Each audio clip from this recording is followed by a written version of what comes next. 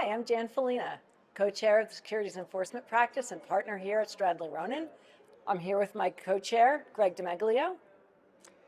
Hi, Jan. We're really happy to be here today, and we just attended a session on recent judicial decisions and executive orders. Uh, we have, as a partnership, written and discussed the cases and executive orders extensively in the past year, so we won't talk about them specifically right now. But we do want to touch on what we think are some potential takeaways of those decisions and orders for the investment management industry. Jan, do you have any thoughts about that? Sure.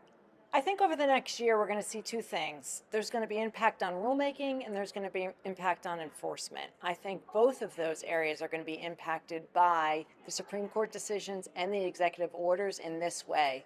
Both rulemaking and enforcement cases are going to tie closely to the plain language of the law of the statutes that the SEC administers and the plain language of the rules that have already been promulgated under those statutes.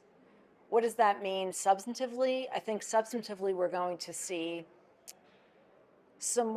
a closer analysis of what it really means for something to be a material misstatement or a material omission. I think we are going to see some changes in what it really means to be an actionable omission under the federal securities laws. We could also see some movement in what it actually means to be negligent under the federal securities laws and what the standard of care is, in particular for investment advisors over the next 4 years. Finally, I think there's going to be a revisiting of what 2064 of the Investment Advisors Act really means, and is that a scienter-based section, and whether the rules underneath that section are also scienter-based. I say that because there have been some writings by incoming chair Paul Atkins indicating that that is at least his view. Greg, what do you think this all means for settlements with the SEC over the next 4 years? Yeah, I've got three observations about that, Jan. First of all, I think we're not likely to see the sort of broad-based regulation by enforcement that we've seen during the Gensler era, and particularly, obviously, the best example is the off-channel communications cases. We're not going to see that sort of matter where the violation is stretched beyond the text, as you indicated earlier, of the statute or a rule. I think, secondly, we're going to see much less inclined commission towards outsized penalties.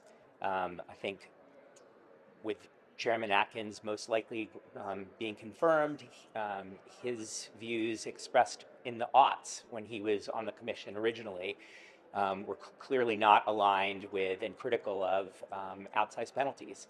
And secondly, there's more than one way to read the penalty matrix that's applied during the remedies phase of any settlement or adjudication, and the definition of violation could be a lot less broad than it's been viewed under the Gensler era. Finally, I think the directive from the administration to all agencies, including so-called independent agencies, to reduce expenditures could have a real impact on the number of settlements and, frankly, the number of litigated cases brought. Because the fewer staff there are, the fewer, that quantitatively will affect the number of cases. Jan, do you have any further thoughts about that? Yeah, I think there's going to be real hard choices about what are the important cases, what are the priorities for the commission, and really striking that balance between protecting investors and capital formation and market efficiency.